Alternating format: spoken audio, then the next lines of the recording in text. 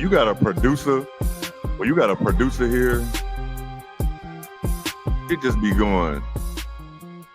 Shit just Wally just doing his thing. I don't know how to stop this music though, Wally. But the music turn the music off, man. Shit. Wally over there vibing to the music. That shit rock, man. God damn. But man, shout out to Wally on the ones and twos, man. Wally was on the show last week because apparently David Ruffin was sick last week, so we got David Ruffin back on schedule with us. It's crazy that y'all. Yeah, it's crazy that y'all called us, Otis and she David Ruffin. Jay, we ain't got time for all that. We got crazy as shit. Like, hey man, this is the Kobe episode, man. Episode 24. Let's get to the we got me back. We got Nick here. We got David Ruffin, aka Load, Wally on the ones and twos. I guess we gotta get right to this shit, man. Right to it. Man, we all want to start shit. We got so many trades. You want to start the first trade or fuck it? What you want to start with, man? Wiley, not too much screens around. It's gonna make me dizzy. Right. We can start with the AT situation, or actually take that back. We can just start with BG since that news just broke. Let's start with that. Shit, man. Nick, start off with you, man, because that's the team you've been covering. If people know, Nick covers the Dream. So, Nick, give us your thoughts on this, man. Yeah, I was driving home after a long day, going through a roundabout. Then I saw the news on my phone. Brittany Griner signing with the Atlanta Dream. I'm shocked, honestly, because even on this show and even on playback, I was like, I don't think BG is going anywhere. I mean, I know that she was testing out free agency, but I thought she was just doing it just to, try to negotiate something with the Mercury as far as getting some extra money. But once AT got traded there, which I mean, we'll definitely dive into that later, that's pretty much the writing on the wall. Like, this is going to be a new beginning for the franchise and, of course, for BG. Shout out to Christina Williams. I saw that she had posted a video, and I told you about this before we went live. It was BG, it was Ryan, Alicia, and Jordan Canada all on a boat. I don't know when this happened. I don't know if it was like a couple days ago or maybe a week ago, but it seemed like this was already planned pretty much. So shout out to Brittany Griner. Honestly, I think that this is a really good move. Atlanta is a team that has been on the rise recently. I know that this past year was pretty underwhelming, especially when you look at all the injuries that they had. Like Ryan missed a good amount of time. Jordan Canada was in and out of the lineup. Alicia was probably one of the more consistent players for that team last year. And then, of course, they lost in the first round to New York. But this is a new beginning, honestly. I'm still questioning how she fits with this team, especially considering, she's not really the fastest player. She doesn't have a lot of mobility. I'm talking about BG.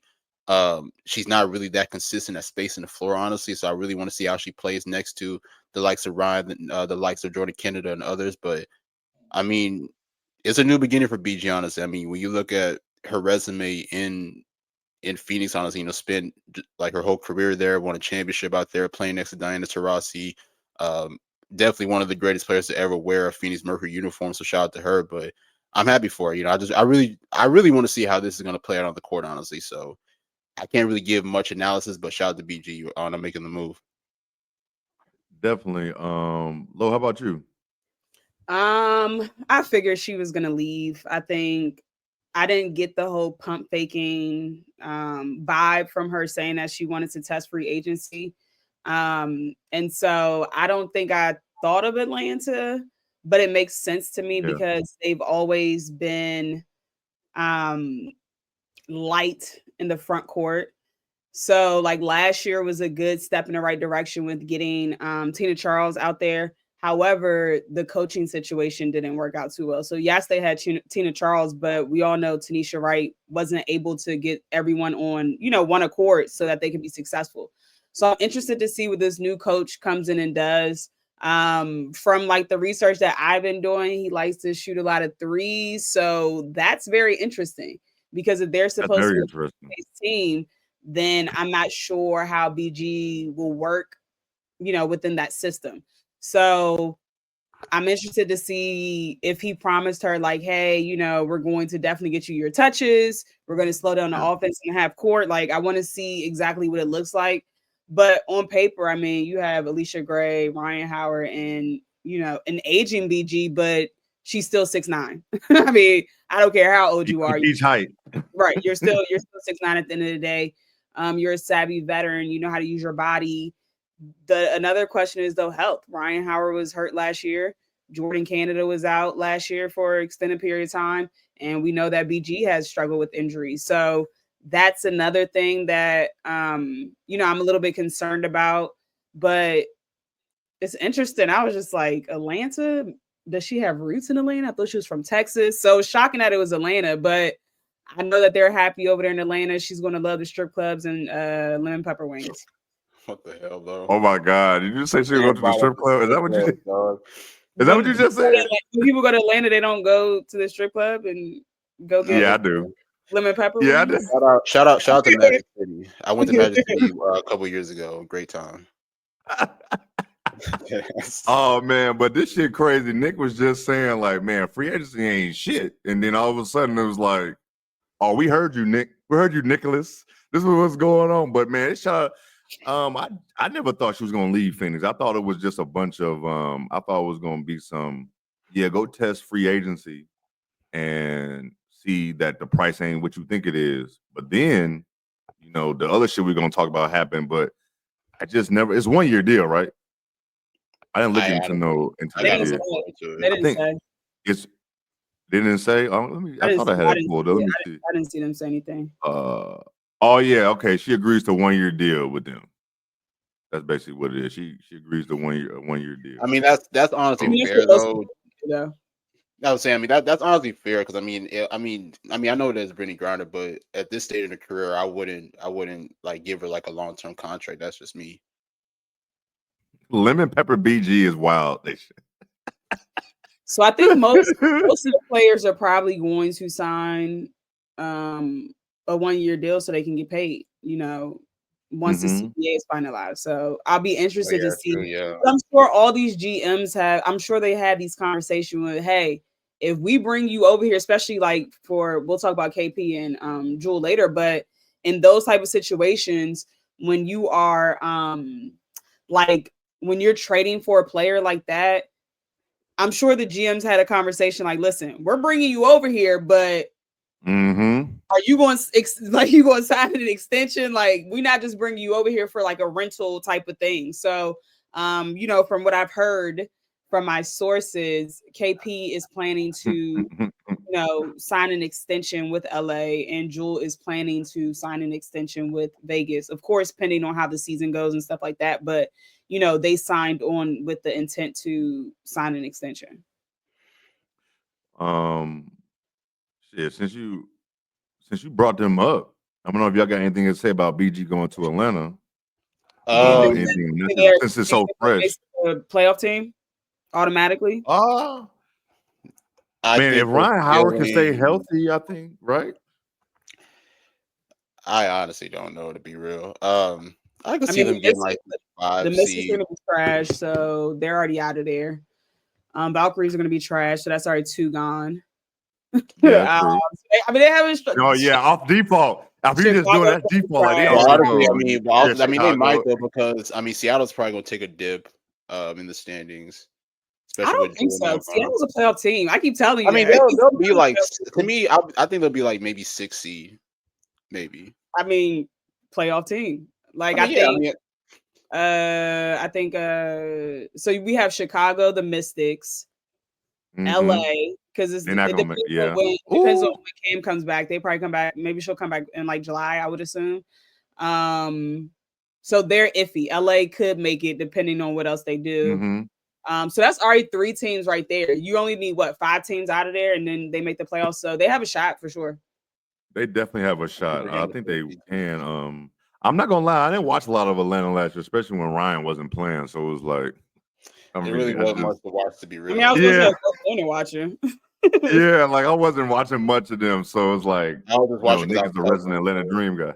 Yeah. So it's like he definitely would know a little bit more on that situation. But I do think, like you said, 6'9" and 6'9", and you can't teach height, so they needed something like that. But like you said, with the coaching and shooting, how does that work with the spreading the floor? And is BG going to you got to run plays for her. You know, she slows Well, shit that's the thing down. though, because it's like Back if to they want to basket. play, but that's the thing. Like if they want to play like more of a 5-out style offense, it's going to be really tricky because even watching Atlanta last year, like beginning of the season, they started Cheyenne Parker Tyus, but they had to put her on the bench and then start Tina Charles because she lacked the floor spacing. So if that's how they're trying to play, is that we want to utilize the 3-point shooting, then it's going to be real tricky. But if they allow BG to be a low post scorer and play with her back to the basket, I think that it could be very beneficial for both her and the players because her being 6'9" and her automatically being a great post scorer, it automatically draws the multiple bodies on her. So that opens up opportunities for Ryan. It opens up opportunities for Alicia and other great shooters on the team. So it just all depends on how they play her and how they utilize her because I feel like she can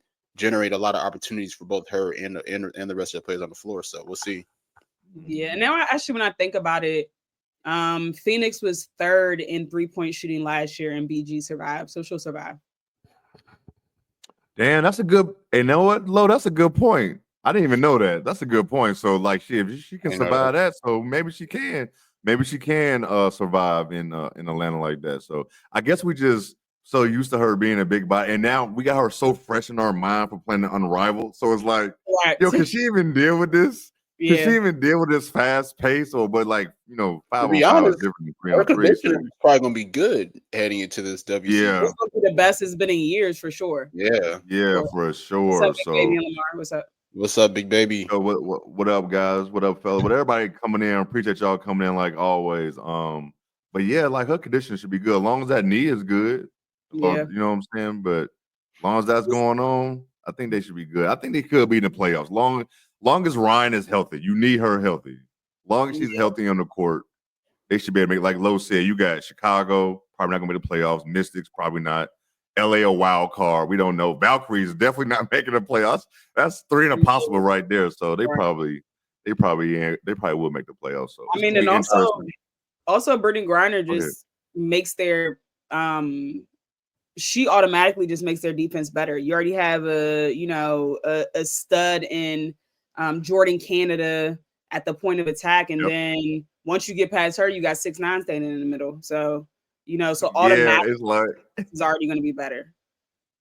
Yeah, no, dead ass because and honestly, you can't even defensively, I don't think BG's bad like on the switch too. I mean, I've seen her, be able to guard smaller defenders, to be able to hold her own. Obviously, because she has length, but just with her footwork and everything, so it could be good. And she been playing. She been playing hoops for long enough. She knows how to like move her feet. She know how to protect the paint, protect the rim. So it's not like she don't know how to hoop. She just older. So I mean, hey, right. But Atlanta, y'all like it. I live it for y'all. But also, just real quick before we move on, honestly, I know that I'm talking about another team, but if I'm the Las Vegas Aces, I'm calling Tina Charles. I'm calling Cheyenne. Cheyenne over Tina? I'm calling Cheyenne.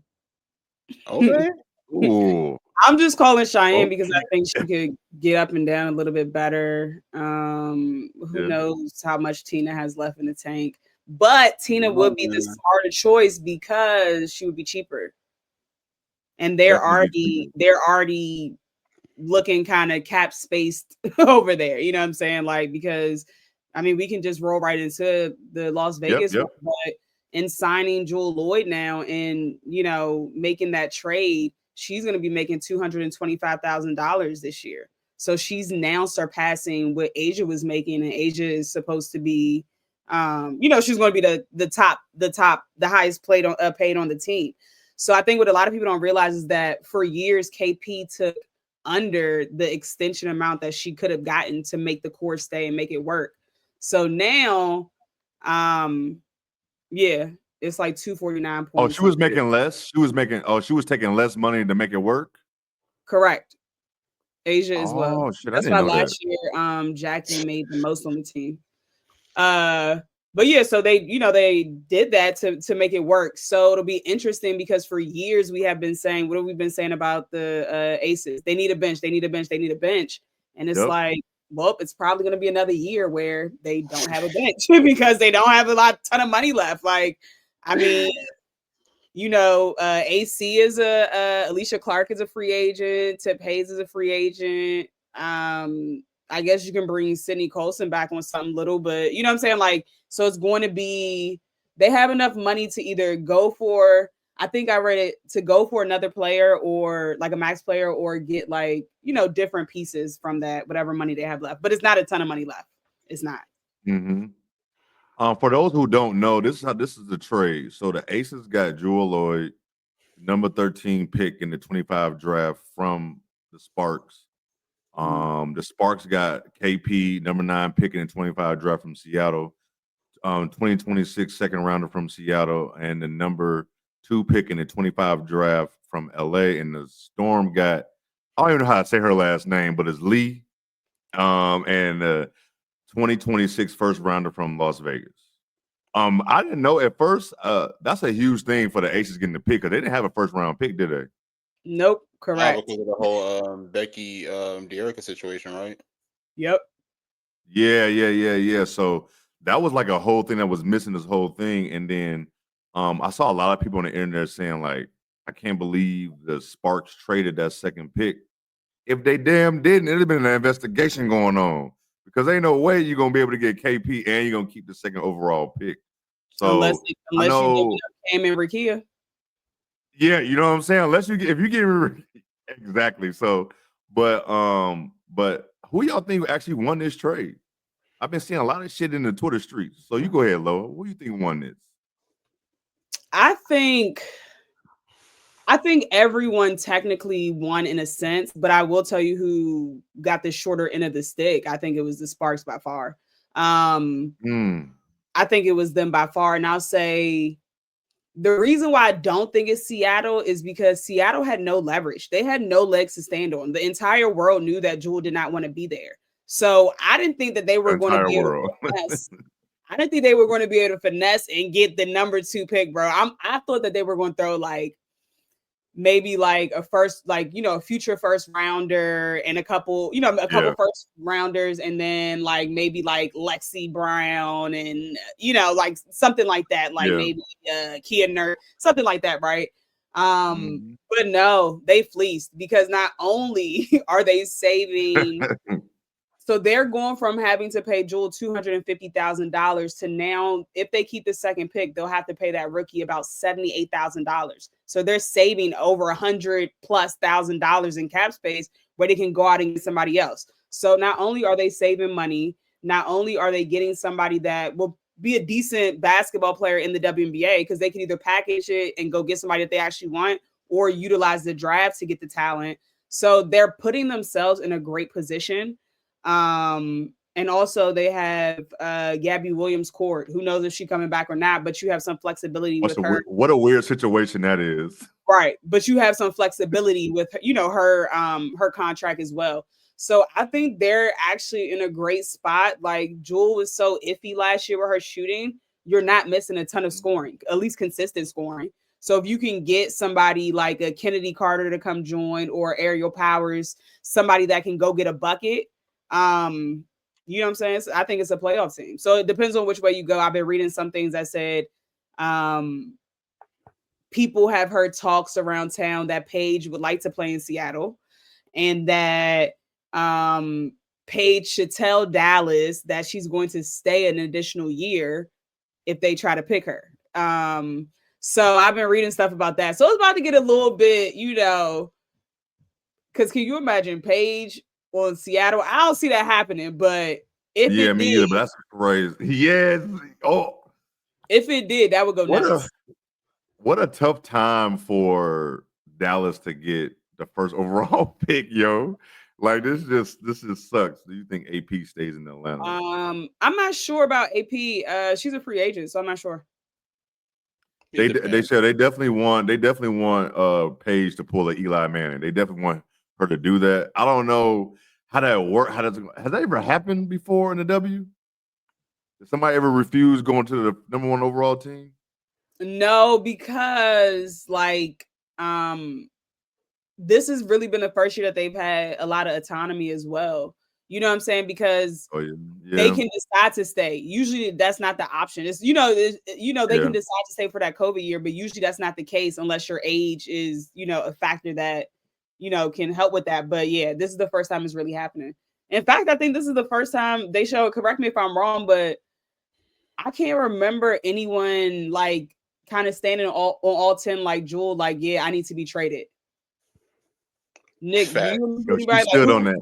Hey, she stood on this shit. Right, I was gonna say Hey, who she like stood on this shit. I'm just I really honestly don't recall. like what player in the WNBA, like, yeah, I'm not coming back. Like, y'all need to trade me type thing. I can't think of any right now. Sylvia, you're right. Sylvia, yeah. Oh yeah. Oh I my forgot God. about that. Elena Forgot Della about Donna too. She was like, I ain't coming back. So damn, Chicago. Oh yeah, that is true. Yeah, damn. Common It's always denominator. looking. Man, it is. Go there right now. How much the drama in Chicago is just more than what a lot of people realize too. Like it's just drama on top of drama. But Nick, who you think won or who got the short end of the stick of this trade?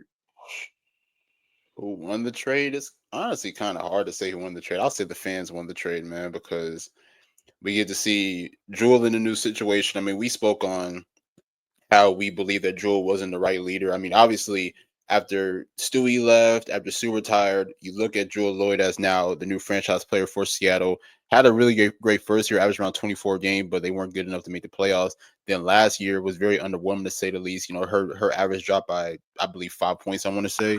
So I guess just last year pretty much proved to us that Jewel was not a franchise player, and that's okay. I mean, she's an exceptional all around player. She's an exceptional scorer, and I think now in this situation here in Vegas, it puts her right back in the situation that she once was in Seattle, where she doesn't have to have everything on her shoulders. You know, because you're playing next to an Asia Wilson, you're playing next to Jackie Young and Chelsea Gray. So many nights she may not even have to be the first or second option. Honestly, it all depends on the situation, Exactly. who's going. Honestly, so it's a really great situation for her. I mean, even when the rumors came around last week, I was like, this could actually work for her. I mean, I know that people want to probably start labeling this team as a super team, but honestly, I mean, this is honestly a really great situation. It's just unfortunate to see Kelsey leave because a lot of people may forget, but Kelsey was really one of the first pieces that really started this whole Aces Yes, she dynasty was. And back in did. Antonio. Yeah, so she was number one 2017, then Asia 2018, Jackie 2019. So she was the first one there to really kick things off. I don't know if many people remember that or not. And I know that They don't. KP definitely had her ups and downs in Vegas, but when you talk about just looking at her whole career, I mean, two-time champion, people even forget she had suffered an ACL injury, then came back, won Sixth Player of the Year in 2021. So I mean, when you talk about what she was able to do in Vegas, she really gave her heart and soul to that organization. But I mean, it's time to move on now. Now she's in LA, she's in a new situation, reunited with De'Erica. And now being able to just provide veteran leadership for young players like Cameron Brink, Rakia Jackson, and then other. Oh, you see, yeah, my bad. They show Achilles tear, my bad. But yeah, I mean, this new situation for KP in LA is gonna be really dope to see. I'm really interested to see if this will be a long term thing for her, honestly, because I think if it is, I think that she could be great in LA. As far as Seattle getting a number 2 pick, it's just like I like it, but then again, I don't because we don't know who's coming out yet. You know what I'm saying? So it's like people automatically are saying, "Oh, they're gonna go get Olivia Miles." We don't even know if Olivia's even coming out. And honestly, if you ask me, I think it's a high chance that she stays in college rather than actually leave. Honestly, so. And I mean, look, I mean, still getting the number 2 pick. I mean, that's still big. I mean, there's still other great players you can get, whether it's potentially Paige, I don't know, Kiki, even though Kiki's been very up and down this year, or just any other player, that's a part of this 2025 draft. But all around, I think that I think that it's good for all teams, honestly. Seattle. I mean, I know that I said that I think Seattle's gonna, drop off a little bit as far as in the playoff standings, but you still have Skylar. I think NECA arguably had probably one of her best shooting years last year. I think it was really dope to see her, being able to space the floor like that. And then you still have another great young up and coming star in Ezzy Magbagor as well. So I think it's really good for both teams, or for all 3 teams, honestly. I mean, obviously in Seattle, it was best for Joy to leave. I honestly didn't think that she was going to leave. I thought that she was going to just end up staying, and then they were just going to figure everything out. But it's like Lo said. I mean, she stood on all 10. And, I got to give her credit. Yeah, and I just want to throw a stat out there really quickly. People, let me say this first. People have been very like, I don't even know if it's disrespectful to Jewel Lloyd and the type of basketball player she is. And I'm saying that because I just don't know if y'all truly watch, because y'all talk about Jewel Lloyd like she's Alexis Morris. Like, yeah, that's how y'all talk about Jewel. That's crazy. They like, do though, yeah. About Jewel Lloyd like she's Taya Cooper. You know what I'm saying? Like, yeah, and this is no disrespect to them women, but they're different than Jewel Lloyd. You know what I'm saying? Like, Jewel they call Lloyd phrase, Nick. Julie Lloyd That's is crazy. is The going shots, to man. listen. Facts are I'm facts. joking. Julie Lloyd is going to be Alexis Morris is Julie Lloyd is crazy. a future Hall of Famer.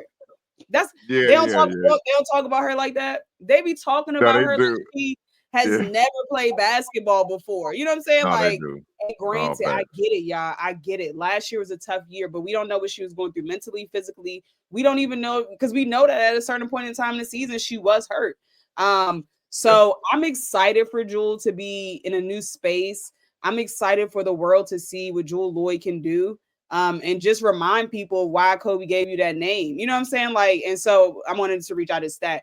When Jewel is not the first option, so when she was playing with Stewie and Sue, she shot 38% from three-point range through 2017 and 2022, and her true shooting percentage was 0.541, right?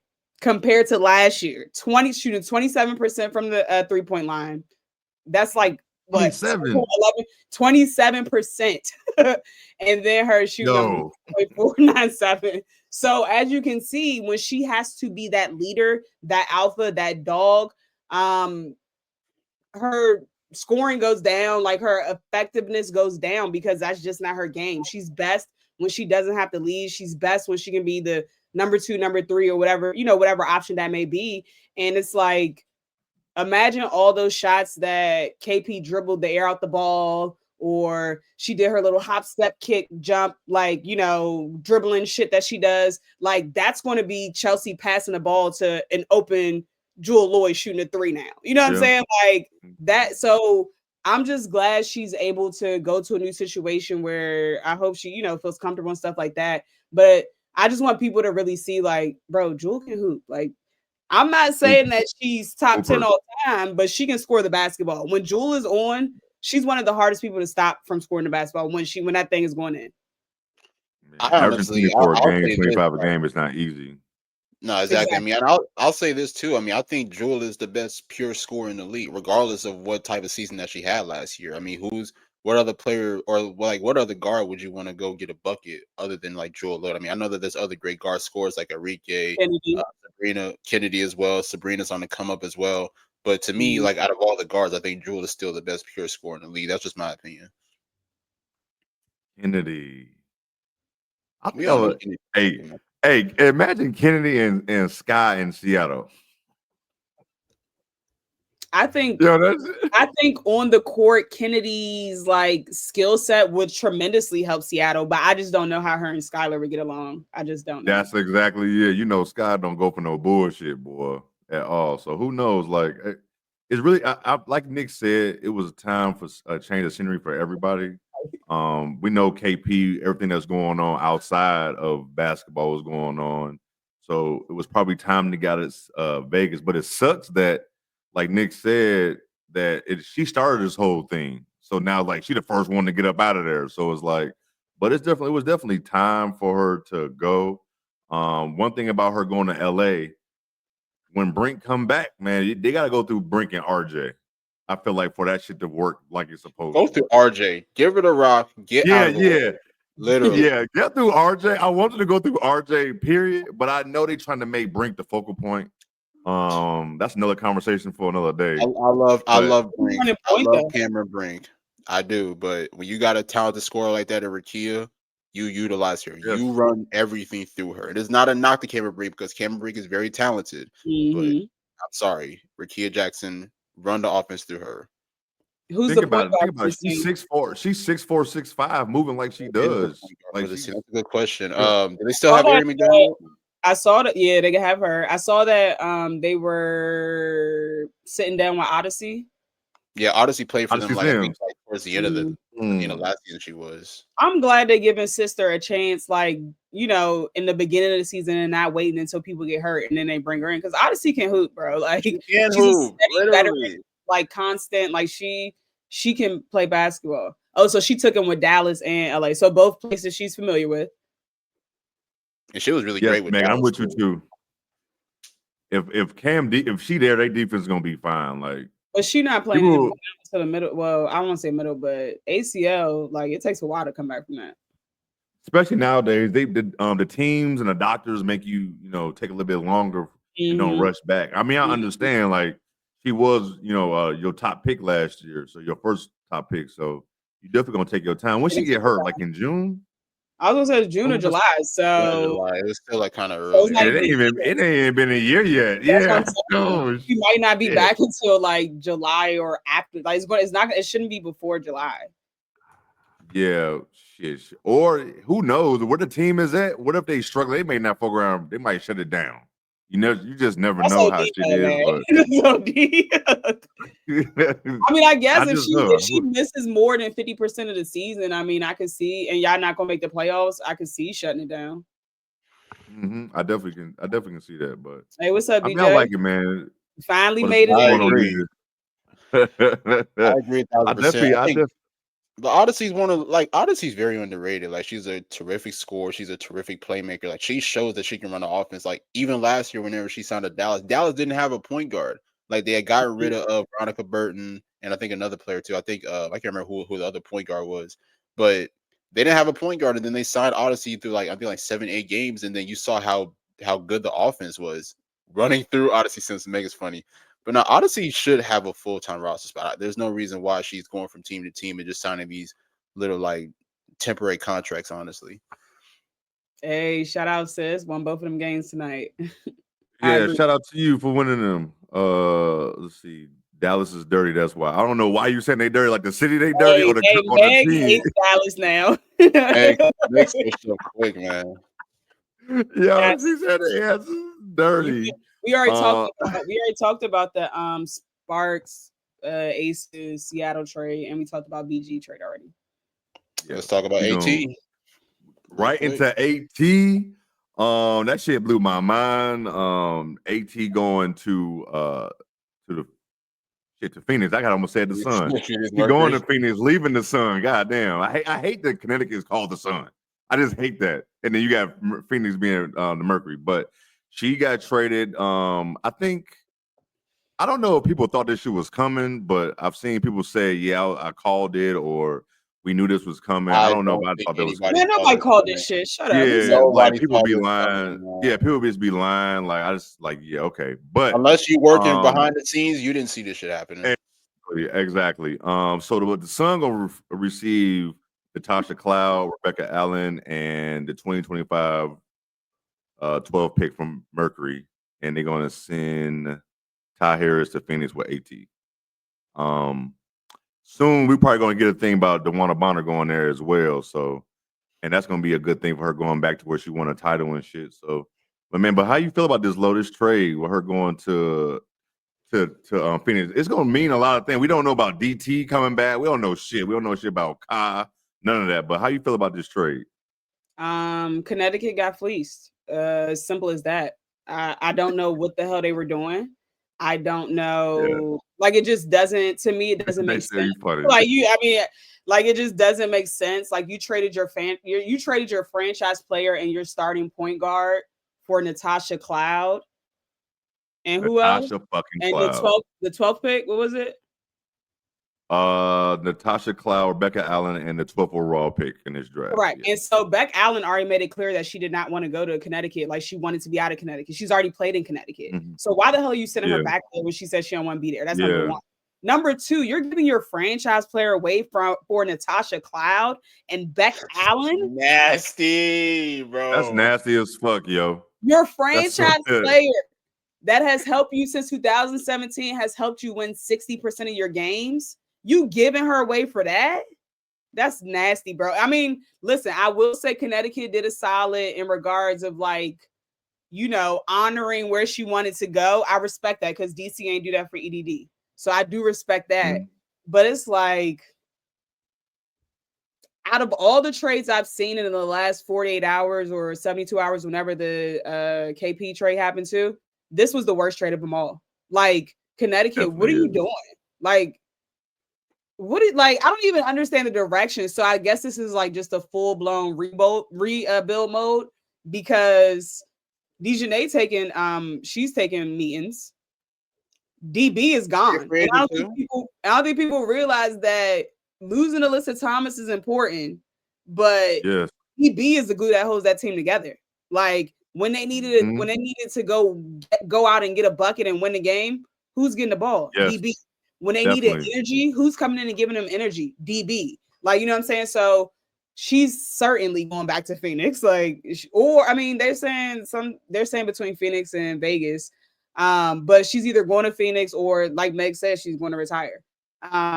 It's no way she goes back to Connecticut. It's just no way. Like, it's just no way. What Marina go do? You think Marina go ask for a trade? Marina's ass is going to be right in Connecticut. Yeah, you she's stuck. You You stuck, baby doll. You She asked stuck. for her trade and she got to Connecticut. That was, I mean, she better keep cooking for DeJounte, or actually, matter of fact, maybe stop cooking for DeJounte so she can stay in Connecticut. Okay, like DeJounte took a meeting with Chicago. Yeah, I missed that news. but the thing is, Chicago. I mean, the thing is, Connecticut can. You funny, man.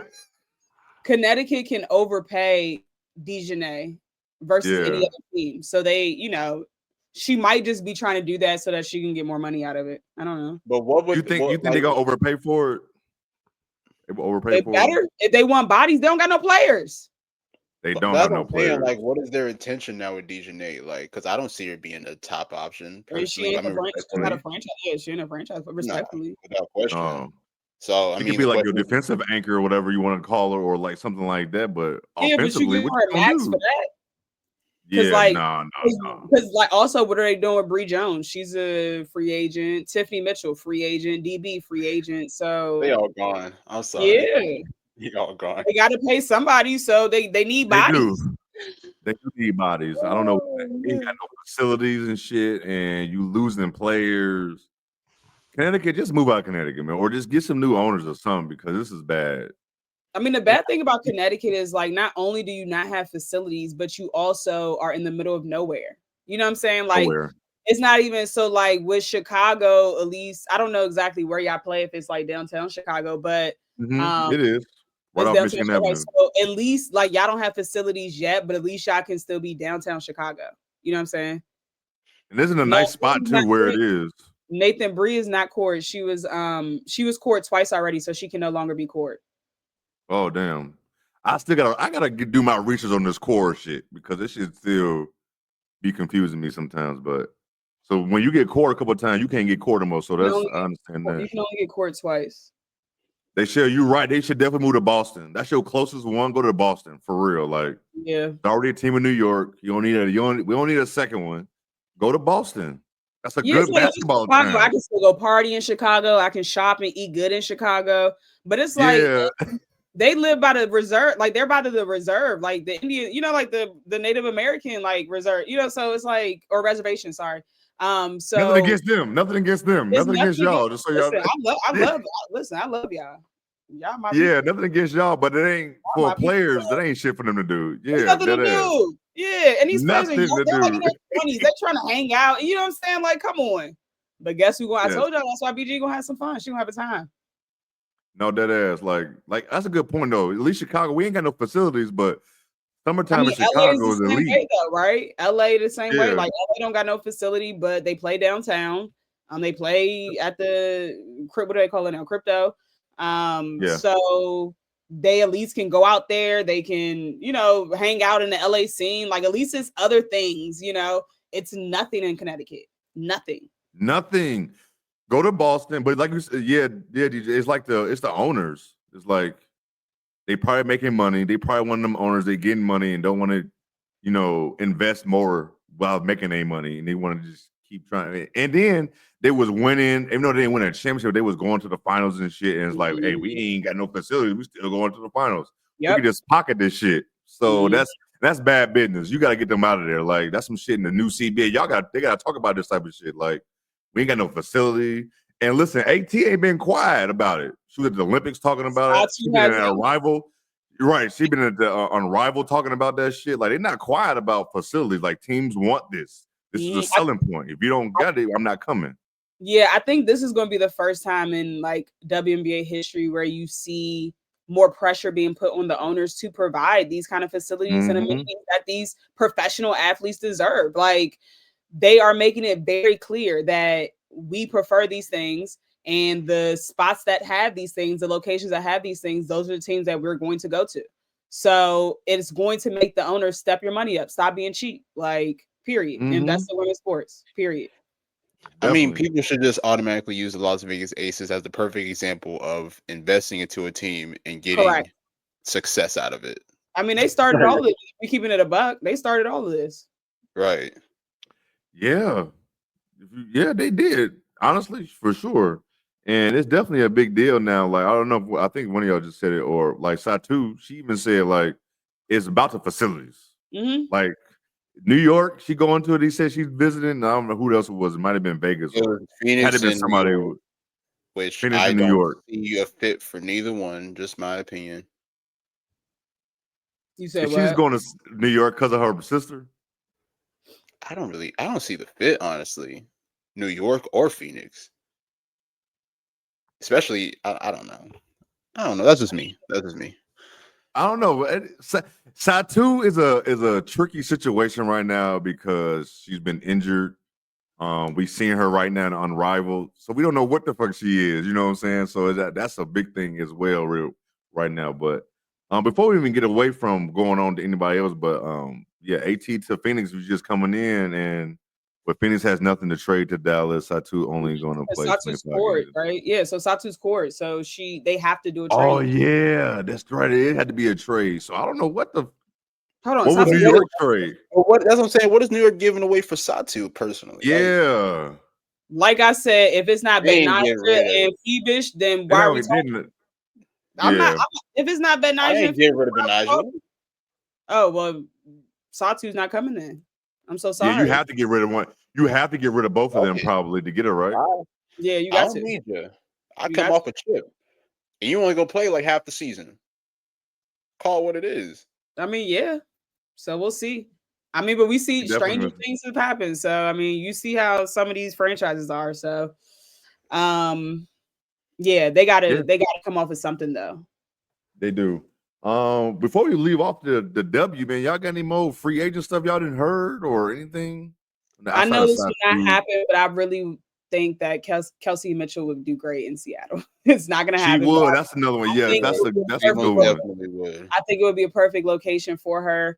I think she does great. I know a lot of people don't care about or care for Indiana. I think she plays great next to Caitlin Clark. I think they have a great duo. So I don't think she should leave. But if she were to leave, if she couldn't stand the Indiana fans, which I get, if she can't stand them and needs to leave, then I think that Seattle is just a no-brainer. Like it would just be so easy to fit her right in where Jewel was, and so yeah, I just want to say that. What? I mean, also, the Mystics, y'all suck, and I hate y'all. And y'all should just sell the team. Sheila, you were so busy on the news or wherever the hell you are, running your lips on CNN, about Caitlin Clark. But sister, did you forget that you own a fucking team? Like, what are y'all doing? Like, y'all doing y'all. We ain't never getting access to the Mystics. I do know what y'all doing. Nothing. Y'all not doing nothing. Like, but I guess it's a full rebuild. And the only way I won't complain too much is if we tank it for Jew. So if we tank it 2 years early for Jew, I'll shut it up right now. But I don't trust y'all because y'all couldn't even tank for Paige. No, I'm hey, you are spot on. You are spot on. No, man, we have not talked about EDD. EDD. We can right now though. Do y'all think she's gonna retire or somebody gonna pick her up? I think EDD can still play. I think she plays. Well, I don't know if she'll play, but I think she can still play. It just honestly just depends on her health. Oh, sorry, Nathan. It just depends on her health. Like I told y'all before, she said she had to take like 40-something pills a day just to play. So after sitting out a whole year, it's not like she was overseas or anything playing. So after sitting out a whole year, it's gonna be hard to get back in basketball shape. I don't know if she was working out, maybe, but you know what I'm saying? Get your body prepared for the traveling it takes. The benefit will be at least she would have private flights, charter flights now. She didn't have that when the last time she played. But honestly, the Mystics treated her like shit, though. I'm sorry. Like, that was a franchise that came and she came and brought y'all's franchise a championship in 2019. Like the Mhm. way And that they treated did. her towards And the end with her did. tenure has just been insane, honestly. Like that's a player that you should take care of the most is Elena Deladon, regardless of her condition or situation. Absolutely. Like Mhm. I didn't get that Dream. at all, honestly. Right. She And does- so she that's deserves why a I said lot. I respect like Vegas and Seattle and all these places that have actually core players, but also are respecting, hey, they don't want to be here anymore. Let me try to find a situation for them. You know what I'm saying? And so that's why I respect them. The Mystics did it wrong. Like I get it, it's a business. You don't want her to walk because that's your franchise player. But do something about it. Like try to shop her around. Do something. You can't just let her, bro. She literally stopped playing basketball because they wouldn't trade her. Like, come on, that's not fair. Yo, And you know how their, much you gotta. You know how much you gotta hate a team. pull up their shows comment again. I want to comment on that. Candace Parker for starting a free agency boom when she went to Chicago. January's ain't never been the same. That's the same sense. That's true. And honestly, the Sparks are still recovering since. That's a fact. And they should. They should. And hey, Candace, shout out to you, Candace. You brought us a chip, man. I'm gonna love you forever. I already loved you anyway, but I love you anymore because the city was rocking because nobody expected that we was gonna win a damn thing. That was a crazy ass run. I didn't see it. I'll be real. It was crazy. It was like 15 and 15 or 18 and 18, something like that. Y'all were like it was a crazy. Yeah. I'm like, bro, a 500 crazy team ass literally run. went and won the championship. That's nuts. Yes. No, I dead agree. ass. I mean, speaking of Elena, but I mean, I'm sure there's only a few teams she gonna want to go to. You know what I'm saying? What is it? 16 and 16? Goddamn. Honestly, if I remember, Vegas, I'm sure. She said Phoenix and Vegas the last time she was interested in leaving. Those were the two destinations, Phoenix and Vegas. Mm-hmm. Ooh. Go to Las Vegas. So was she cored? Let me ask y'all this. She's a strictly free agent. She don't gotta do no trade or nothing like that. Right now she's no longer court, so she's a free agent. Correct. Oh, she could just sign, no problem. Okay, shit. Yeah. Man. Damn. That's gonna be interesting. That's gonna really be interesting. And right before we move on, do y'all think DT is gonna retire? Like out of the blue before the season starts? Yes. With BG leaving, it kind of makes me lean towards yes. If BG didn't leave, I think she would try to give it one more go.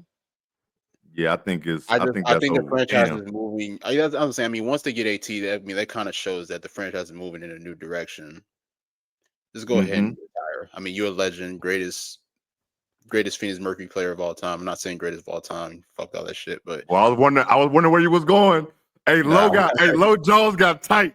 I wasn't going there. I already know that's not his. I already know where he's staying on that. I think we all three of us, all three of us staying on the same wavelength for that. Yeah. No, yeah, that's gonna be. I wonder how fast, how soon. Nathan? Who we talking about? EDD or DT? EDD. Okay, I'm gonna say like what?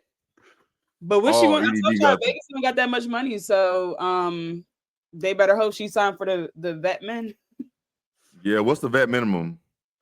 I don't even know. Oh, you think DT going to Vegas? You're Nathan, crazy. Hold on. I'm sorry, bro. You're crazy as hell. Let's talk this. Hold on. Wait a minute. This is why I love chat because I want to know this is really what you said.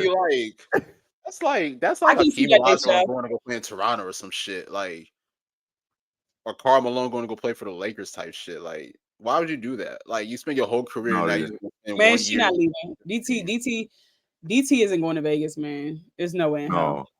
So hold on, pull up this share comment one more time, Wiley. Pull up her. If BG comes, DT might come back for one more year. They have a last ride together. That's true. I do like that. But I do like that. But how fast? I mean, she gonna have to make a decision soon. Like, I want to say it to be like right now, but she got to make a decision soon for sure. Man, heard the front office are talking. Retired 2 days before the season started. Literally. That is true. Yeah, I'm still mad about that shit. Out of nowhere, she was like, "Oh, fuck it." On her podcast with on the episode with Stewie, she was like, or maybe it was with Kyle, I don't know which one it was, but she was basically like, why did they announce my retirement? That's the day that they said y'all gonna get chartered flight. She was like, literally, as soon as she hit send, 20 minutes later, it was an announcement that they were going to get chartered flights, and she was like, "Ain't that about a bitch?" That's wild, yo. That is wild. That's hilarious. Hey, you ain't never lied. My heart ain't been the same since. That's the truth. At least I we ain't get No to more believe see her. Candace in the Let me see. W. The good thing about Candace is a provider. She gonna get that check for that family. Okay. facts. You So hear at me? least We're gonna see her. we still get to see her. So that at least helps. Definitely. So that's the good thing for sure. That's definitely a good thing. First day of training camp, CP said, "Yeah, I'm out." Yeah, she was like, "I'm good. I can't do this shit no more. These knees ain't gonna do it. Yeah, that's These like what it knees and was. It was ankles." me. She got up. She was like, "Nah, Nah, it was that it's Nah, foot. it's this a thing. wrap." She had to go get another foot surgery. That foot Yeah, was it's like, nah, I'm crazy. straight. I'm straight on that. But man, the W's on fire right now. We got a lot of shit going on. We was waiting on free agency. Exactly. There's a lot of shit happening. But man, on to the college hoops. Honestly, we're gonna start off. We're gonna let Nick have the floor for a second before Ivan, so he can have his second, man. Go ahead, Nicholas. You go ahead. Go ahead, do your thing, man. Brother Wiley, go ahead and pull up the clips, man. How many times you watched this damn clip, boy? Gonna tough on balls to see. Latson has a touch. Latson gets it up and hits it at the buzzer for Florida State.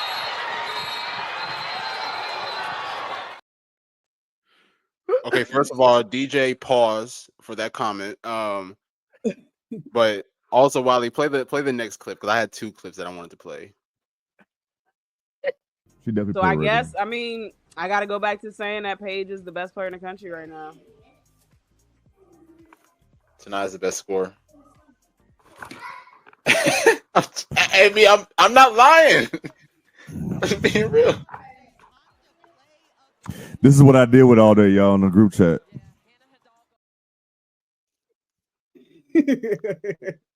I still stand 10 Wait, did- toes on she's not the best scorer, but it is what it is. Wally, you got sound effects going on? Was that Kawhi heard? Exactly. No, I ain't hear nothing. What? I heard that. What? I didn't know Wally they on got the sound ones and effects, bro. twos. Shout out to you, man. Go ahead, I Nick. agree. That game winner was that. Go ahead, Nick. Talk about your girl, Nick. We gonna give you the floor. Yeah, go ahead, man. I try to tell the world. I literally try to tell the world Tanaya Latson is one of the ones. I've been saying this since her freshman year. She came out the gates winning freshman of the year. Last year had a great sophomore year. Now this year having a career year. Then the game winner just pretty much tops it. Honestly, you know what's crazy? Like, to be honest, when I actually watched the game winner live, I had like no reaction because I was just so surprised. But I was like, oh shit, because I didn't even realize how much time was left on the clock. I thought it was like 7 seconds left. And then once I realized she got to the basket and then like the buzzer went off, I was like, oh shit, like this is actually a game winner. Like the game is over. So Tanaya Latson is one of the best players in the country, like I've always said. They still hate me because I put her in the same combos as Juju, Hannah, Paige, or whatever you name it. For They still hate me scoring, for it, correct? but For scoring? I Or mean, I'll just just all be honest around? with you. I'll just be honest. Like you got to watch the game, man. You know, she's improved from almost every area of the floor. Honestly, So that's a scoring, yeah, That's a yes. scoring, yes. So playmaking. she is one of the top 5 guards on offense and defense. I just want Yes, to okay. yes, 1000%. Like I said, she's improved as a scorer, as a defender, as a playmaker.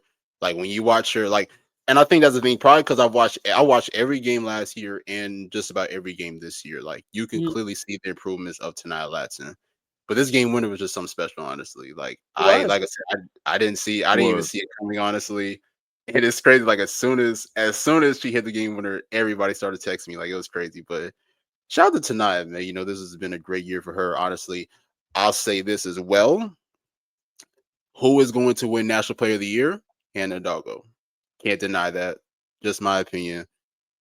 The ACC race for Player of the Year right now is tight between her and Hannah Doggo. Tanaya Latson, at least in Hannah Doggo. Now, it may go to Hannah just because she does have the better team, which I get that. But when you look at the numbers, like the averages, they're pretty close, honestly. They're both shooting around the same percentage. Tanaya is just like, I think she's averaging like 1 or 2 points more than Hannah. Same thing with assist numbers. Hannah's averaging more rebounds. So that's something to keep an eye on, honestly, as the season does wind down, honestly. Like I said, I mean, What's it the may strength go to of Hannah. schedule look like though? What's that? What's the strength and schedule looking like though, comparatively?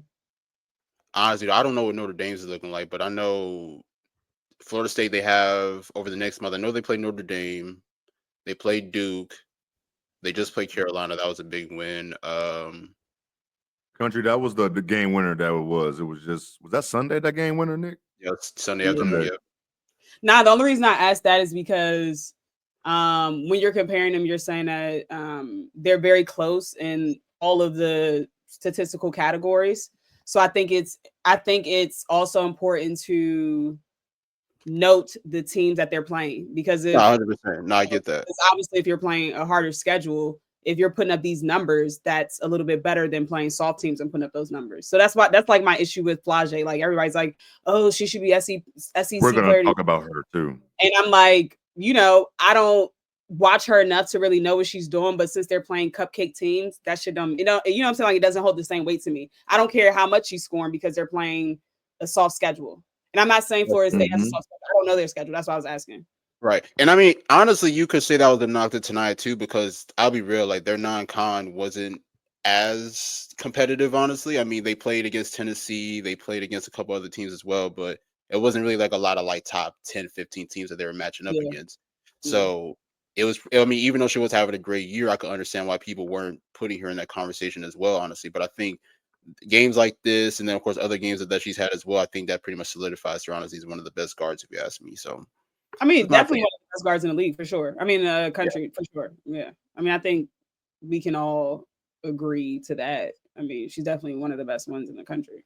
It's this girl. I can't remember her name on Twitter. I'm so irritated. I can't remember. But she tweeted something about Tanaya Latson today, but it was a retweet, and she was tweeting about Tanaya since 2020. I'm like, oh my gosh, like she's a scout, but like she's been tweeting about her literally since 2020, and I couldn't believe it. I was like, wow. I'm gonna send it to y'all when we get off of here. Telling you, man. So what now? So what you say, Lo? Huh? I said I'll send y'all something when we get off of here.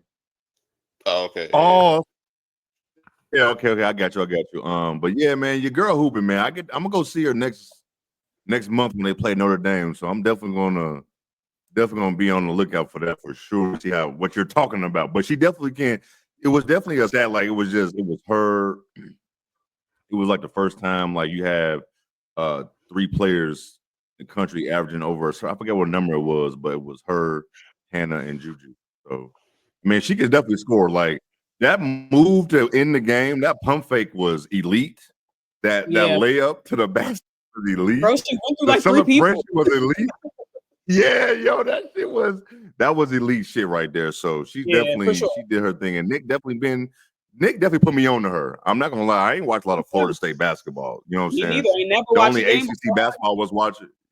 Yeah, like it was like I watching Duke or Notre Dame from the ACC, and maybe somebody else, but never watching Florida State. But I try to catch as much as possible now. You know what's crazy? Like the national media still ain't giving her the love that she deserves, honestly. And I get it. I know that Florida State's been an up and down team. You know, I'll be honest. I'll put my bias to the side. They've been up and down. They've been terrible on the road. Like that win against North Carolina was actually their second road win. They're like 2-5, I believe, on the road now. So that's been one of the biggest flaws. But from an individual standpoint, you can't deny what Tanaya's doing. I know that the team has been very up and down, you know, as far as this season, but individually, she's been killing it. Yeah, no, I mean, I agree. And I tweeted, I said, you know, when I say dog, this is what I mean. Like she's a fucking dog. Like she is going to go out and win you the game. Like, do you understand how difficult it is to go beat a ranked team in their house on, like on the road with the game on the line in a hostile environment? Like that's a dog. And she literally, and the fashion in which she did it, it wasn't like she just, hit a game-winning shot like a spot up 3 or something like that. No, like she had to go out and get that bucket. You know what I'm saying? And so you had to go out and get that shit. When y'all keep calling everybody dog this, dog that, no. Some people just have it, and Tanaya has it. And shout out to Wiley. He said Florida State strength of schedule is 61 and Notre Dame is 21. Oh shit! Okay, look at Wiley. Wiley trying to get a raise, y'all. No, fuck Wally with doing you. everything. He Oh. doing research, producing, everything, man. Shout out to Wally. That's right, man. Shout out to Wally, man. But yeah, man, she definitely hooping, man. Nick really been putting us on. I see people tagging Nick, and it's good. Like Nick been telling us about her for a minute now. For as long as I've known Nick, he's been talking about her for sure. For sure. So I definitely give you that. But for sure. You got anything else, Nick? Wally, can you play the clip one more time? Just one more time for the people. Making it tough on balls to see. Latson has a touch. Latson gets it up and hits it at the buzzer for Florida State. That's how she just contorted her body, yo. Like it's the body control that's crazy with it, man. Yeah, like, insane body she got control. crazy body control, yo. And she's not like a big girl. You know what I'm saying? Like she's not like big either. You know what I'm saying? Like she seems kind of like not. Like I don't know. 5'9"? But she's 5'8". I mean, I wouldn't say. I mean, she actually has frame. Like she actually has muscle and stuff, but she's just short. So I think a lot of people probably don't see that about her. Okay, I was gonna say because she don't look. And I ain't gonna lie, with the way she attacks the basket and the way that she takes contact, if she was smaller, she'd be hurt. I say that. Okay. One thing before it was on South Carolina, do you think out of nowhere she'll fuck around and be like, I'm going into the draft? Who's that? I didn't hear the first part. No, I said before we move on to South Carolina, do you think she will move? Do you think out of nowhere she would declare for the draft tonight? Who's that? Tonight, Latson? I know. I think Shanae said it. I think Shanae said it a couple of days ago that she was eligible. Honestly, it seemed like she really loves being at Florida State. I'm not gonna lie. So I would bank on her staying for that extra year. And I think, I mean, of course, I mean, if she were to come out this year, she would definitely be a first round pick. But I think just having an extra year as a senior, I think it'll prepare her better for the league. Just my opinion. For sure. For sure. Just one of your thoughts on that. South Carolina, y'all. Before I get started, South Carolina is the best team in the country. Number one team in the country. I don't give a damn what them AP posts say, man. I don't give a fuck what y'all talking about. Yeah, ever since that UCLA loss, that's what they needed. No more pressure to go undefeated. And they've been dominating. When I say down, they've been dominating ranked teams. They made Texas look like nothing. Sorry, mid. They had Tennessee look like crazy. Who's it? Oklahoma they play or Alabama? They whooping teams. I'm talking about dominating. And a lot of people want to keep UCLA there, but UCLA only played one ranked team since SC, and that was on Sunday against Maryland. And Maryland don't even got what's her name? They ain't got their best damn player. Cheyenne Sellers. Yeah, they ain't even got her. So,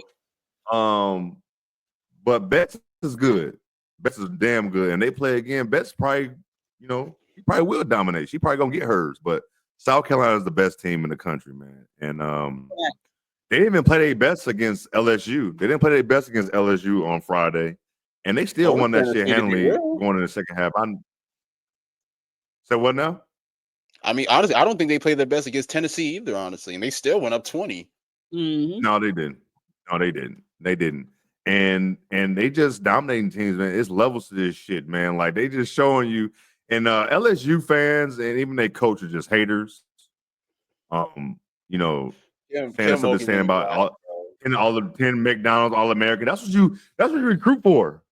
That's what you recruit for. You ain't going out there to get no damn poop ass players. That's what you want.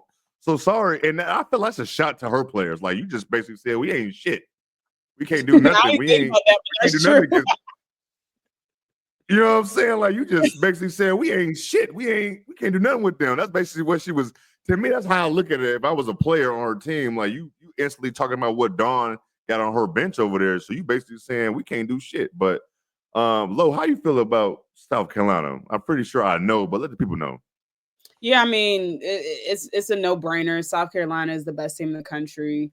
They, like I said in the beginning of the year, with a team like South Carolina, when you go undefeated and then you come back, like yes, you lose Camilla, but you retool and get Maddie, you get Joyce Edwards, like you just, and all the underclassmen now take another step. So Tessa and Fo Wiley, Sanaya Fagan. Mm-hmm. So it's just such a deep team. And I think they show you that. I think this was like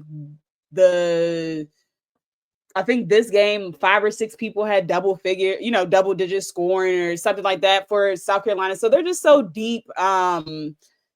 And I think we see that with this with South Carolina. One thing I will say is the game wasn't a pretty game. It wasn't good basketball.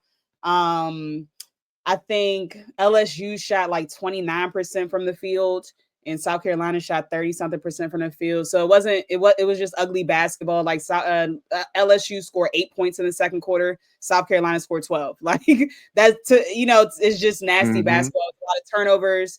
And I will say some of it can be given credit to South Carolina's defense because in both games, like they held LSU under their mark. I think they typically score 90 points per game, and they held them to 56. And the same with Tennessee as well. Like they were well under the amount of points that they typically score. So we always talk about how gifted South Carolina is on the offensive end, but this team is really good defensively as well. Like they get into the defensive stance, slide their feet, get turnovers, get out in transition, and get easy buckets. I want to shout out to Raven Johnson, and I'm gonna keep shouting her out because people always give her a hard time, but she's just a player you want to have on your team, period. Like I say, I'm gonna say it every single week until the end of the damn season. She can get the offense organized. She's one of their best defenders on defense. She's going to defend you 94 feet. She just plays hard, and she had her highest scoring game of the season with 10 points. So shout out to her. Nick, what you got about that? Nick, your thoughts? Oh man, I mean, I agree. South Carolina is the best team in the country right now. I get it. UCLA is undefeated, so they automatically draw as number one in the AP poll. I get that, but I mean, let's break it down. Like a lot of the teams that South Carolina has played since that loss against UCLA, they played Iowa State, who was ranked. I don't know if they're still ranked or not, but they were ranked around that time. They played TCU, who was a top 10 team. They played Duke, who was a top 10 team. They won a conference play. They played Texas. They played Oklahoma. They played Alabama. They played LSU. And now they just got done playing Tennessee. Bro, that's 8 ranked teams. 8 ranked teams since the loss against UCLA. And then Jay talked about it earlier. A lot of them are back. Remember, like I think 5 of the games were back to back to back, right? I think so. Yes. Their last 5 are going to be 5 ranked teams back to back to back. Literally. And Jay talked about it. Like UCLA, have they played how many ranked teams? Like just 1 or 2? 2, I think. 1 since that 2, including South Carolina. Yes, bro. Maryland and South Carolina. I mean, they're gonna go. They gotta play. USC twice, but up to this point, they should be winning these games like they should be. And South Carolina got this schedule busting team ass, so that shit matters to me when it comes to voting. I feel like. You know what I'm saying? But to me, like this is part of the reason why Dawn, in my opinion, is the best coach in basketball all around. Just because, like, while everybody else has these cupcake schedules, respectfully, she's actually preparing her team for these battles in upcoming tournaments. So they're already facing a lot of these top 10, 20 teams in the country. So by the time conference play comes around and then the NCAA tournament comes around, they're going to be ready for whatever is placed in front of them. And I think that we're seeing that, honestly. The game against LSU, like I said, they didn't even really play the best basketball. They shot 37% from the field. They shot 15% from 3, and they got out-rebounded by 12. But the biggest reason why, 2 things, was the defense, especially strapping them, especially in the second half. But then also, their supporting cast, like Lo said, they're deep. Like, you talk about Tessa Johnson. You talk about Malaysia Fowali.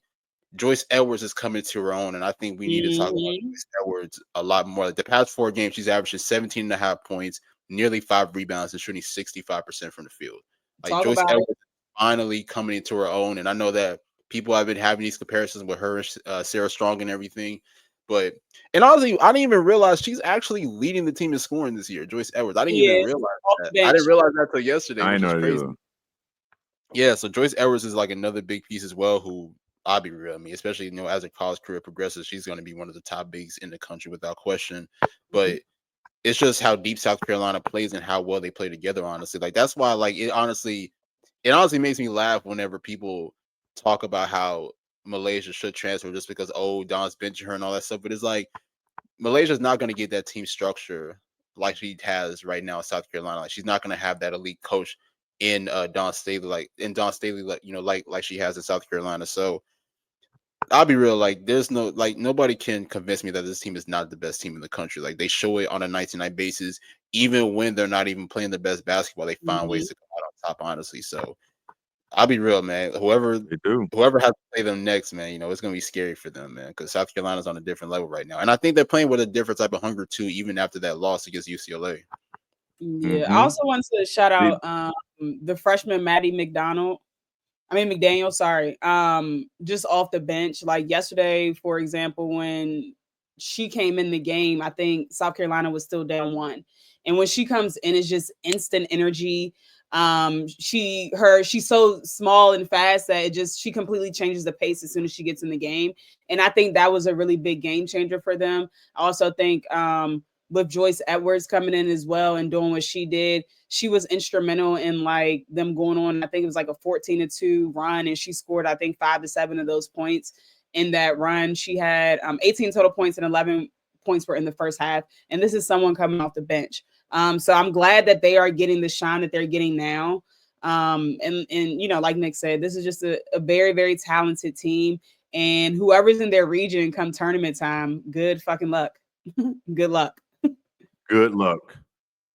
Good. Oh yeah, the Asia retirement is on Sunday. Jersey retirement. They're gonna bust their ass. Good luck sure. again. Good luck. Good luck. Good luck for sure.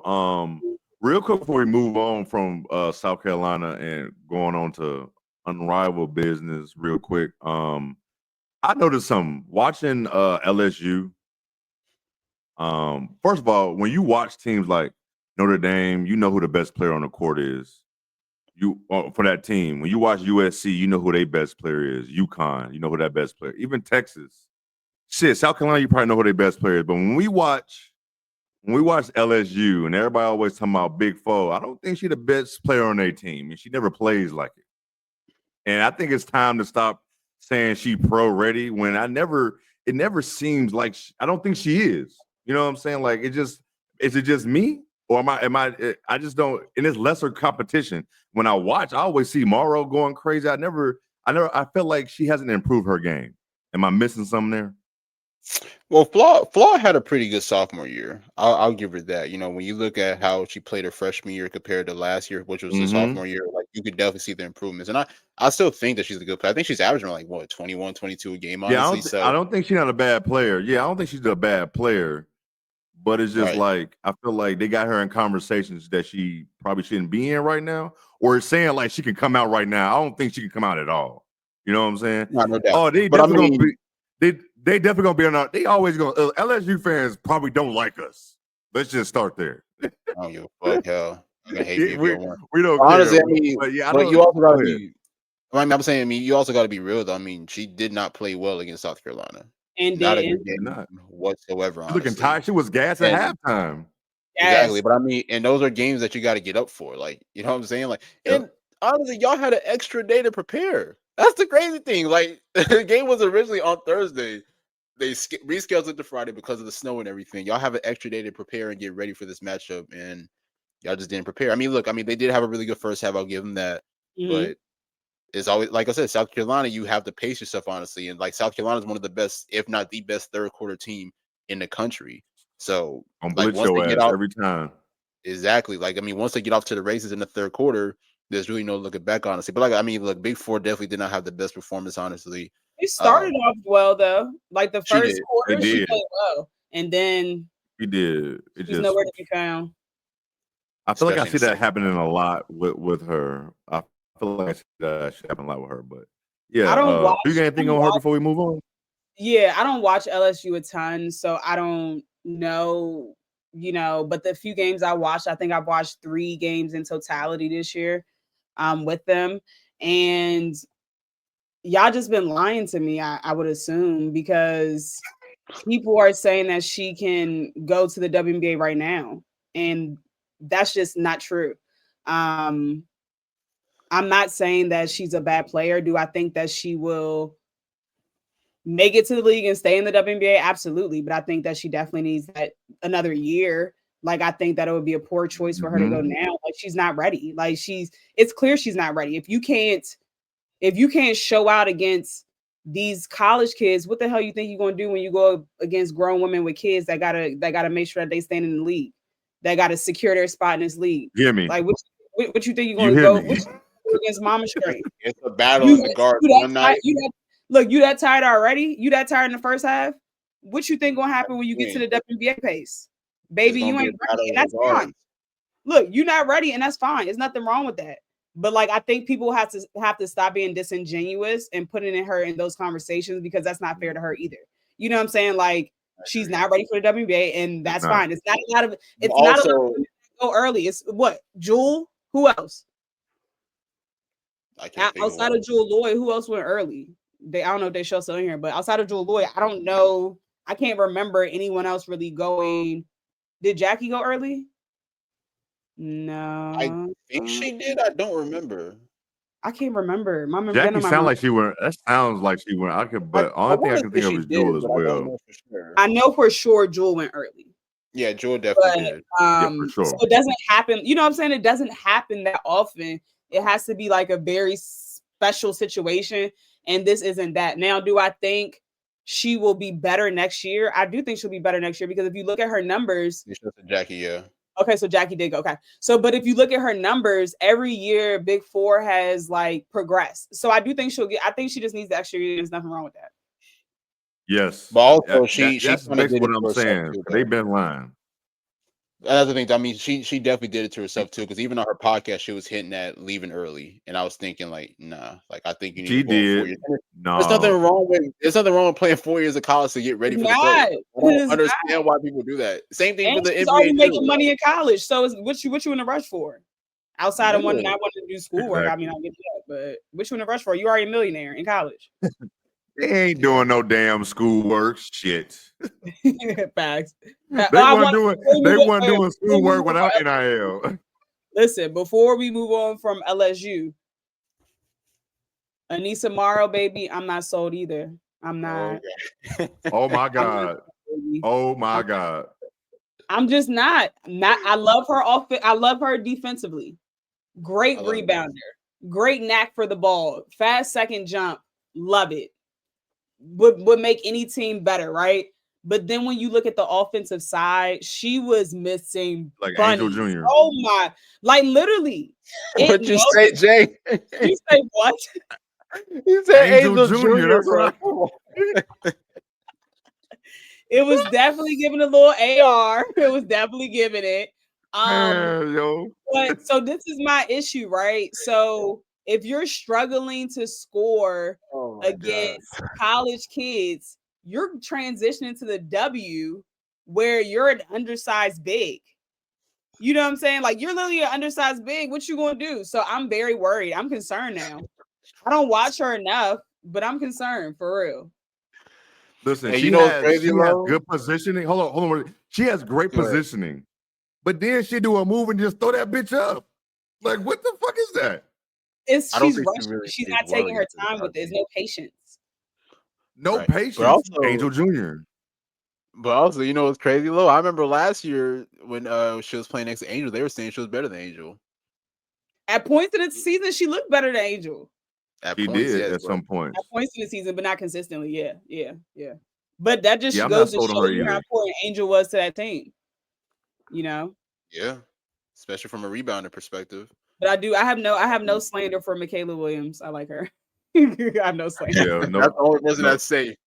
Yeah, that's the only person I say for sure. I'm just concerned about her fit in the WNBA because she's already undersized and she's going to be going up against like Asia, Stewie, Fee, JJ. Like, good luck, sister.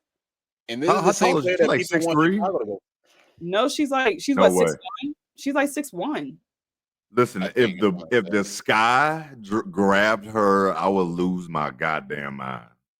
And that's the thing, you can't even play her at 3 because she can't shoot like that. Right. Yeah, like for what? That is, oh my God. Depending on who's coming out of the draft, she could go top 2. I don't know. She definitely wants to. I think she could go top 5. I think they have her at like 8 now, 7 or 8. Yeah, she's 6'1". Yeah, she's 6'1", so she's undersized. As of at 4. Bro, Juju's 6'2" at the she's okay, 6'1", 6'2". So Juju's 6'2" and she a guard. Bro, she's going to get cooked in the WNBA. Cooked. Well, what I will 6'2". say is that Nafisa Collier, she's 6'1" but she's special. You know what I'm saying? Like Yes, she is. It's levels to it. She's special. And I'm not saying Morrow can't get there, but I just can't see her being a successful wing in the WNBA. I think she got a lot of steam this year when she got that like 22 and 20 game against Tennessee. Oh, my fault. Go ahead, Nick. I was saying, I mean, she doesn't even have the play style to be a wing, honestly. No, she don't. She don't. Right. Mock drafts got her going to Indiana. What's Indiana's pick? So what? That's off the bench behind Melissa. That's if Melissa says she out of there. Is she going or what? What's going on with that? I don't know what's going on. You just never know in the WBA. Shit just be popping You up out of nowhere. It do. We ain't gonna slam the LSU no more. I just had to get that off my chest. Unrivaled. Before we even get to start talking about the games on Unrivaled, Unrivaled dropped a news about the 101 tournament. A lot of people have been asking about that. So basically, if you missed that, fan voting for player seedings are going to begin January 30th.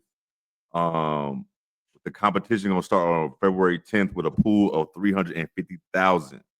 I'm just going to skim through this shit. I think it's going to start February 10th. They got the pools out. The pools, man. We'll drop a link. I'll drop a link in here if we can find it. While you can find it, the players. It's 4 pools.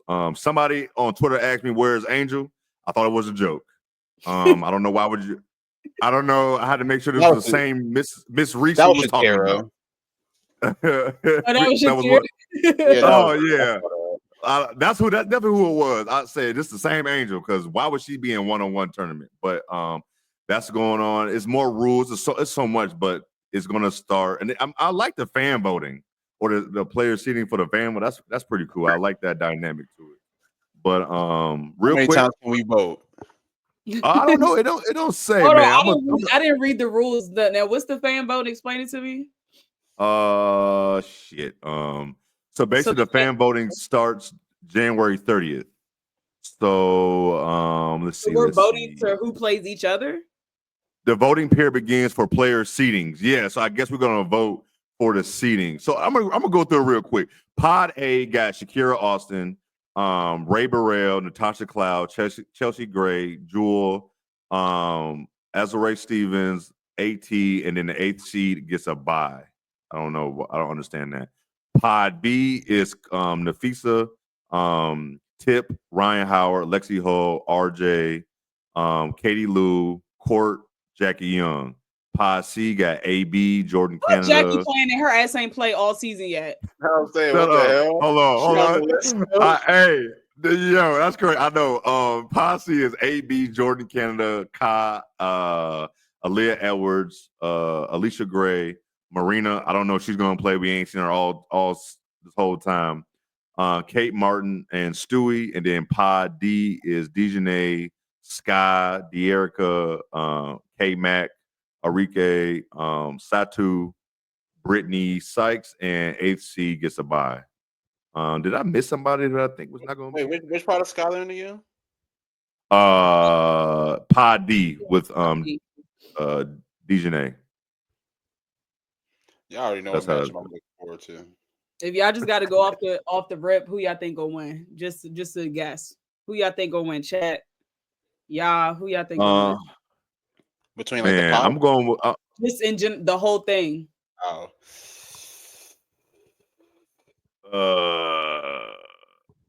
Sabrina not doing 1v1 because she's doing she is doing a 3-point contest. I don't even know why. Did I say Sabrina? Mm-mm. Okay, again? I didn't see her. Okay. Yeah, she is. I mean, I think Arike gonna get it, but something I don't know. Scott Arike is my first off the jump, but something is telling me RJ is gonna cook in this. I'm going with RJ, Jay. That's what I'm going with. That's what I've been thinking about. I think RJ gonna cook it. 6'4", shooting like that, moving like that, and got the moves like that. So I might go. I think everybody's going to Arike. I'm gonna go with RJ. I'm going RJ. That's who I'm going with. Who's the HC? I don't know. I'm gonna see if I can. I should have read some more on this. I didn't know. There we go. There you go. Wiley put in the chat. I don't know if you can click on that link or not. If not, Wiley, if you can put, copy and paste, and then we go from there. because they got to buy without this setup. Right, Within this, yeah, they do. They got to, yeah. So Pod A and Pod D got a HC buy. So you going Honestly, Alicia Gray or Ka? That's I'll honestly say this. I think Fee might be a sleeper to win. Because I'm oh sure shit, I everybody's forgot probably about going with Fee. the wing. God Right. I damn, think yes. everybody's probably He going with definitely the is a wing, sleeper. but I think Fee might be a sleeper to win this. I wouldn't sleep on Ryan. Ryan's a good one too. I I like think all those Brittany, choices. I'm I gonna don't go with think Brittany RJ. Sykes I'm is gonna stick gonna with win, that. but I don't think Brittany Sykes is gonna win, but I think she's gonna do better than people expect because she can play I defense. agree. That's So true. and she's very physical. He can. I really Of would course, Your Nathan. money Of is on course, of Shakira. course. Because Come on, man. he's a homer. You He's a you homer such a all around. homer. Hey, I Yeah, respect it. I I respect it, respect it man. I too. respect 'Cause it. I'm You a not. homer for your Ooh. team. Give me AT versus Aaliyah Boston. I want to see that. Aaliyah gonna be tired, child. I don't know, man. I mean, like they both great size, they both great defenders. Now I ain't gonna lie, I think AT definitely more mobile and more quicker than Aaliyah, but Yeah, that's gonna be the issue. I mean, because Aaliyah can back her down, but AT is. I mean, Aaliyah's gonna get too tired. She looks tired and unrivaled. She does. I mean, I'm just being everybody honest. She tired, man. does, though. Ain't nobody Bro, I'm ready, not gonna man. lie. I ain't seen Skylar tired not one time, bro. I'm not gonna Uh, lie. Not one He fucking is in time. She's impeccable in shape, elite shape. bro. For real. Impeccable. Oh, the prize impeccable. The prize pool is so basically it's gonna be split among the winner that is gonna get 200K. Each club mate of the winner gets 10K. Oh damn. Runner up gets 50K. Yeah, and semifinalists get 25K for each player that does not advance to the finals. 50K. Rival out here giving out money, child. exactly, bro. Yo. Daddy, you on the clock. Word is, You on the yeah, clock, Wiki. Hey, All right, stoppage well, time is over everybody with for her. It's definitely over for her. So check out that. If y'all want to know more information about that, Wiley put it in the chat. There's a lot of information. I'm really excited with that one-on-one tournament. I didn't know how I felt about it, but now we're getting closer and closer to it. I'm really excited to see it because we've been seeing how Unrivaled is going. And with speaking of Unrivaled, man, it's been a fun 2 weeks so far. Deshelle been doing her power rankings all week. This week she got Lunar Isles over laces and then vinyl and everything's shaping out. But Phantom is definitely ass. We don't think we got to talk about them, but they're ass. I don't know what their direction is ever since they traded Courtney. From before the season even started, they traded Courtney, so I don't understand what they was thinking. But with AT out, a lot of people got the laces winning the whole thing. But I'm going to go with Lowe because Lowe been on the Lunar Isle since game 1 against the Mist. And I think she's sticking with them to win this whole thing, man. Lowe, how you feeling about the Lunar Isles? I mean, I'm feeling pretty confident. 4-0, I think, is the record. And they just been hooping. So I think that they work well together as a team. Like you can tell that they communicate a lot outside of the game because even when you see the teams inbounding the ball, you see Sky and Alicia Gray like double team or make it hard for the person to even inbound the ball. You know what I'm saying? So they're all in very good shape. And I think that's, as we said before, that's very important for this type of league. So I'm feeling pretty confident with my pick. As long as there's no injuries or anything like that. I like Lunar out, and I think that Fee is playing at an MVP level, and it's always good. You always have a chance when you have an MVP type player on your team. Absolutely, you definitely do. Nick, how about you? What's your thoughts in these 2 weeks so far? Shout out to the Lunar Owls, man. They're playing incredible basketball, honestly, man. I mean, they're playing hard at both ends of the floor, obviously led by Fee. Fee is by far has to be the MVP of this league so far. You know, just her scoring has just been incredible. Skylar continuing to play at a high level. I mean, Lo mentioned how great of shape that she's been in. Alicia Gray's honestly been really good too for them. I don't know if she's really been getting talked about enough, but she's been really good, I think, on both ends of the floor. She has been. Yeah. So the Lunar Owls have proven to be the best team. And I mean, they've been playing against top tier competition. I mean, the first game was against the Mist. I know that the Mist still haven't gotten a win yet, but I mean, that's still a very talented team. You got Stewie, you got Dejanay, Rakia, Drew Lloyd. So I mean, that's a very talented team there. Another good team. I mean, I like the Laces, even though the Laces have been hit with one injury after the next. We still have yet to see Jackie Young. Alyssa Thomas missed the last game against Rose, but they're still finding ways to win. Shout out to Tip Hayes. Tip Hayes has been playing incredible basketball throughout the first 2 weeks. And I even said, I'm like, 3-on-3, this league is perfect for her, just with her play style, the way that she creates, on the offensive end. Like, she's been hooping like at a high level. I know that people have been clowning her because she's hit the floor probably like 20, 25 times, especially in the last game. But aside from that, man, right. you can't take away what she's been doing. That's a crazy thing. I'll be real, like, yeah, Facts. K-Mac has definitely been hooping. K-Mac has been hooping. Give credit to K-Mac. Definitely give credit to K-Mac. I can't believe I forgot about her. But I'm really She definitely been going the crazy. Mist is like, I'll be real, like, I didn't expect the Mist to look this bad, honestly. Slip Hayes is crazy. Slip Hayes is crazy, yo. Slip Hayes is funny as shit. I'm not gonna lie. But no, the Mist have been very surprising to me because, like, even if they weren't going to be the best team, I projected them to be at least the second or third best team in this league. I mean, like I said, you look at the talent on the roster, but it just has not translated on the court as yet. I mean, Stewie's had some pretty good games. Rakia's had some strong performances offensively, but it just hasn't resulted in the win column, honestly, as of yet. So I don't know if they're gonna make any adjustments or anything, but the fact that, I'll be real, like, it looks bad on Stewie's side to me, especially with her being a part founder of this league, and their start like this has just been honestly very insane to even watch, honestly. But yeah, I mean, week 3, maybe things will turn around. Who knows? Shout out to Rose. Rose got their first win over this past weekend, even though they lost to the Laces, but they did get a big win, I believe, on Saturday, I want to say. Even though there's still some questions, I know that Jay has been on Angel Reese's ass over the past couple games, especially with the play. Jay ain't been playing with her, boy. What was that play? She was on the break, and then she just passed it back to Kalia Copper. Wow. I don't understand. We should have, hey, Gwan, I should have told you to pull that clip up. I forgot about this shit, man. I still want to know why the fuck that shit happened. I want to know if I asked her, and Cobb, you asked her, why you asking her to do that shit? Like, man, she need all the help she can get, all the practice. So, well, you don't need to be passing them damn layups. Don't let me get started. Go ahead, Nick. Don't piss me off. Go ahead. But no, I think, and also one of the biggest things as well is conditioning. Like, I think this is really proving who's in shape and who's really not in shape. I mean, we talked about AB not being the best of shape. Lowe had talked about Skylar, being in tip-top shape heading into this year, but also you got to look at the Barbie, man. She has been huffing and puffing up and down the court. I mean, we saw it last night too, and the reason why they kept having goddamn puffing. Literally, like, that's part of the reason why they kept having to sub her in and out, honestly. And I mean, it's good because it will prepare them for the upcoming W season, but 3-on-3 is different, man. And I think people are really getting a real reality of what it's like, honestly. Which, I mean, they should have anyway, especially if you watch the USA 3-on-3 during the Olympics. But now, especially with this situation being full court, honestly, I think it's really showing like which players are really in shape and who's not. But these first 2 weeks of Unrivaled has been spectacular.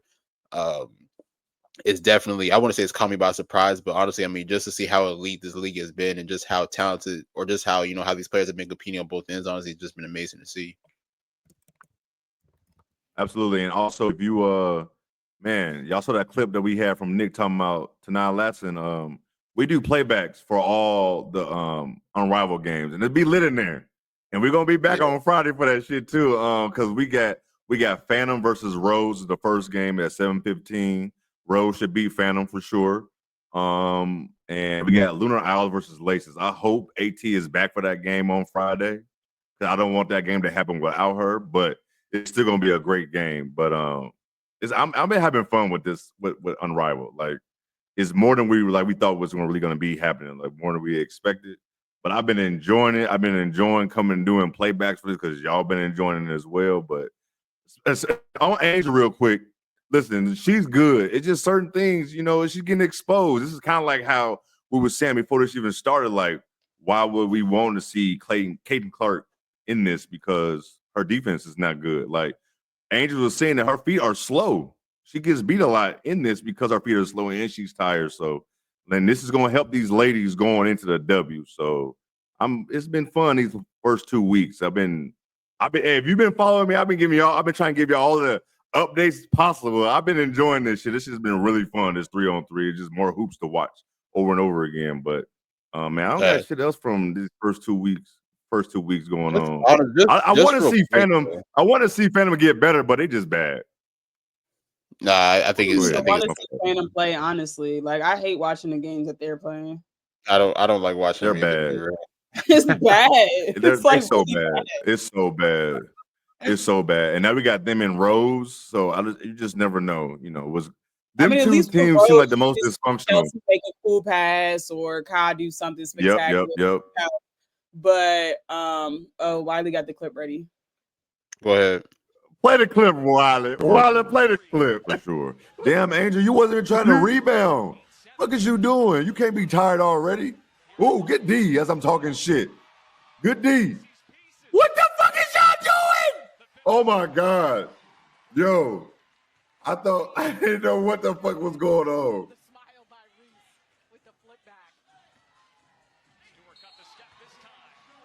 Dog, what the fuck was that? Luckily, Kyle. That's crazy. I was outdone. You see how serious I was? I was so speechless. Like, I couldn't believe it. I just could not believe she did that shit. I really want somebody to ask her that question, man. And what made it worse is her fouling Stewie on the other end with and one. But my thing is, even if you're trying to finesse it and pass it back, like, why are you throwing it so hard? She's literally like 2 inches away from you. like she beamed it. Like, what? She did. So, I mean, I don't understand. I don't get it. Sabrina already dipped on Phantom. Talked about yeah, dead ass for sure.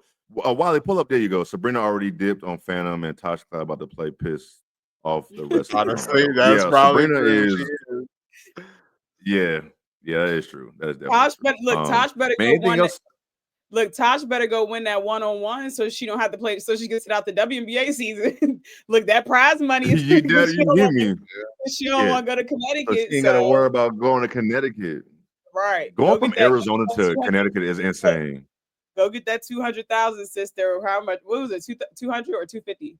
I think 250. I believe it was. Okay, yep. That's more than what you make in the league. From Arizona to Connecticut is insane. Yeah, Absolutely. Yeah, let's do this player of the week and get up out of here. Yes. I guess I go first since I'm starting the shit off.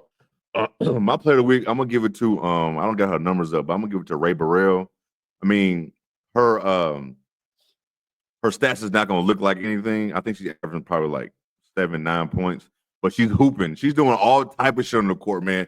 She's open. She's making that shot. She playing defense. She's rebounding. She's doing everything. So I've been enjoying watching her play the last 2 weeks, but definitely the last week I've been enjoying watching her play. But shout out to her. I think this is gonna help her as well going into. She's still with the Sparks. Yeah. Mm-hmm. She is okay. Fee, your player of the week. Yeah, ain't nothing wrong with Fee. I think that's just too easy. But that's my player of the week. Who's your player of the week? I'm actually going Lauren Betts. Shout out to her mom. Ooh. Her mom follows me. And great name, by the way. Shit. Get on the pod. Get on the show. The last 3 games, Lauren has been averaging 27 points, 9 boards. And this is the crazy part. Averaging 6 blocks within the last 3 games. That's crazy, yo. Literally against Baylor. And we misspoke about this. They have played 5 total ranked teams. They have played they played Louisville, South Carolina, they played Michigan, Baylor, and then Maryland. So they played 5 ranked teams. See, this is the problem. They wasn't ranked. Michigan wasn't ranked yet, but I give them that. That's fine. Right. At the time, I don't think Michigan was ranked. I think it's right. But against Baylor, and I know Baylor was ranked when they played them. They were. I forgot about that. I think they just got ranked. But anyway, against Baylor, she had 9 blocks. Bruh, 9 blocks. And then she's doing all this on 75% shooting from the field. Like I've said before, National Player of the Year is honestly between her and Hannah. I am just so happy and grateful that they're giving her the ball. Like, she's shooting it between 15 and 17 times. And that's the amount of time she needs to be shooting it. Hell, it can even go up some more, to be honest, because no one in the country can stop her. Dominate, get her the ball. And I think that's how they continue to keep winning. Like, you just have to play through her. And I I don't hear people always talking about her, so I just wanted to give her some love because she's absolutely hooping. So if you haven't watched her, I don't know where the hell you've been. But you should probably start watching her because she's as good as advertised, and her baby sister is coming through the pipeline next. So yeah. Yes. Just was 100%. announced a McDonald's All-American, I believe. Mm-hmm. I believe she's on that list. I believe she was. Yep. That's a good player to pick, though. I mean, you can't be mad at that. Like, she is that. The only way is her worst enemy is her teammates not giving her the ball. Correct. That's basically. And yes, DJ, that's how you slow down Lauren Betts. That's how you slow it. That's how you slow her ass down if her teammates don't give her the ball. But Nick, who your player of the week? I'm gonna go with Diamond Johnson from Norfolk State, HBCU. Yes, sir. I think she's been proven to be one of the best. I mean, she's been a great guard even during her time at NC State. But this year she's definitely proven to be one of the best guards in the country, and she's not being discussed enough. Averaging nearly 19 a game, a little over 4.5 assists, shooting 45% from the field.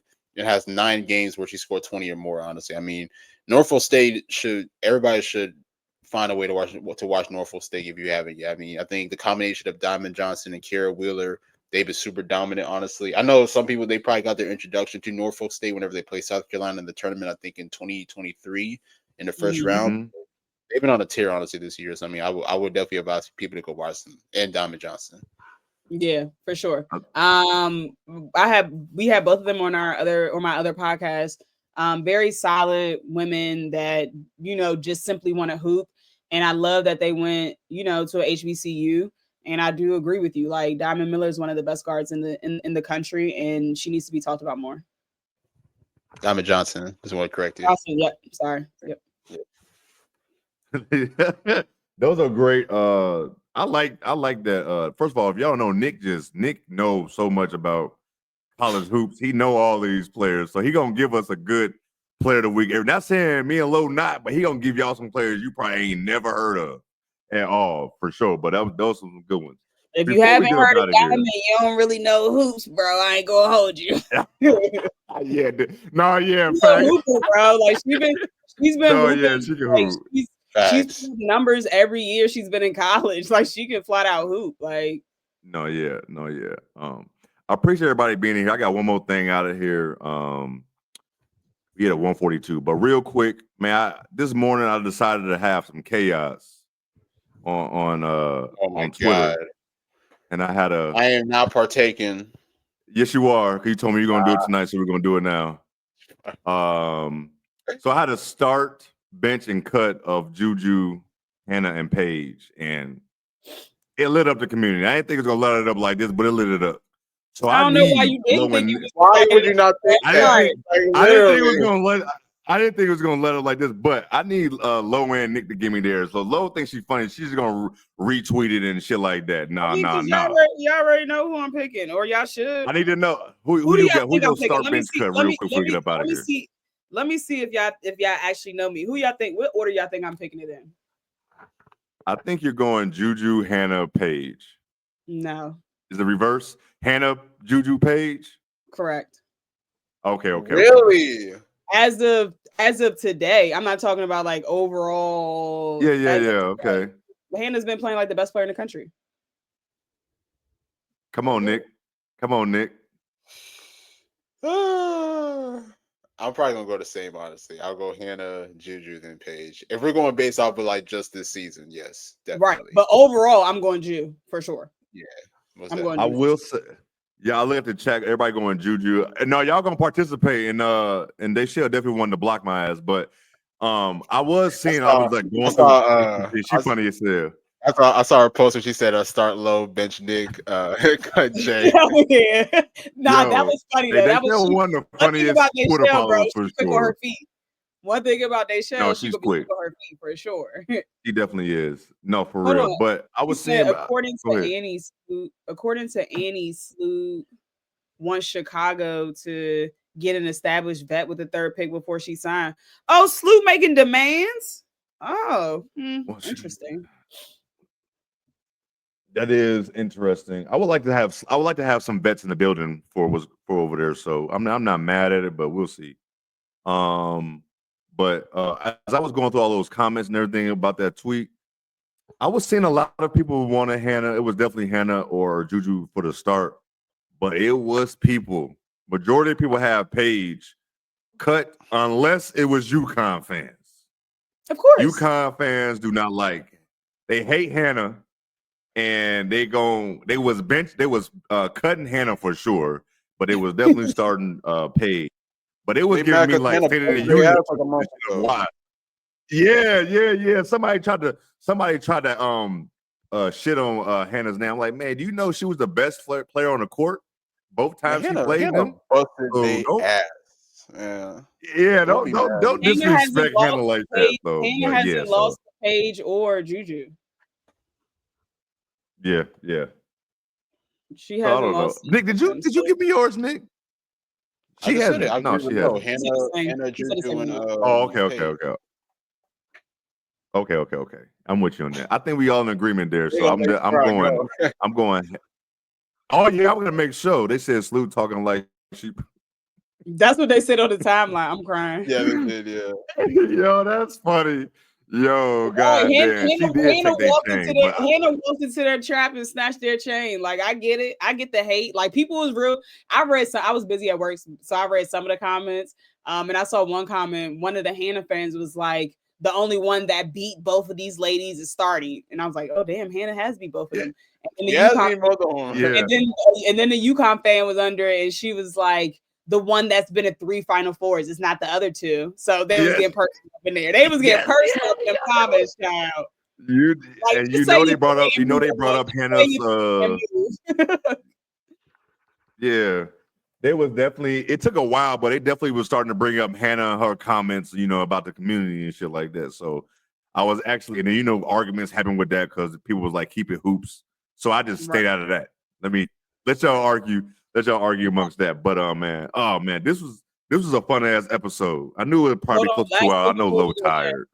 Hold on, last thing before we go.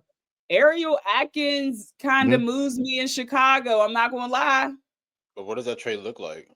That's the only thing I don't know. Who would they give up? Because I would be asking for Michaela. I'd assume Dana probably in there somehow, some way.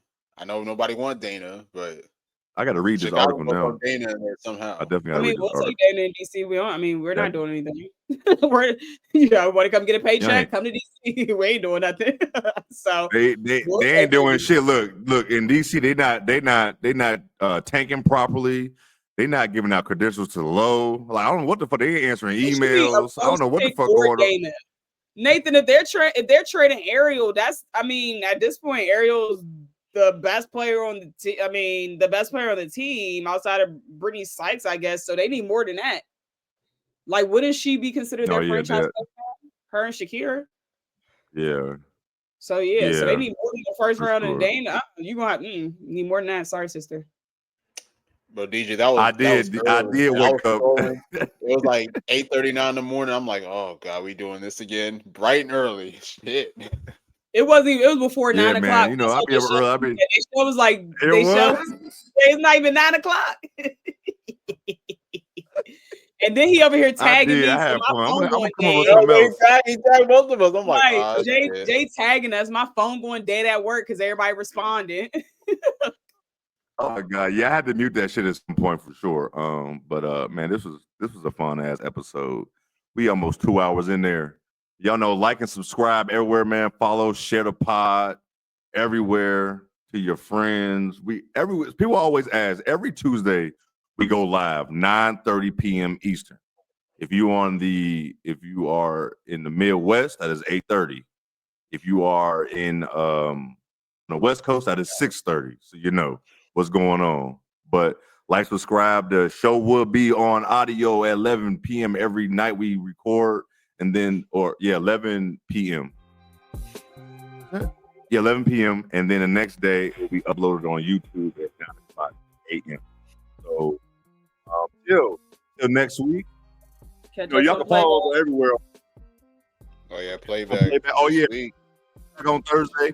We'll be back on Friday. But man, deuces, man. We love y'all. It's been fun. Have a great night watching hoops. And the rest of the week, smoke some weed, have some fun. all that good things. Peace. We ain't never get sponsored. Dog, we crazy. We are. Smoke so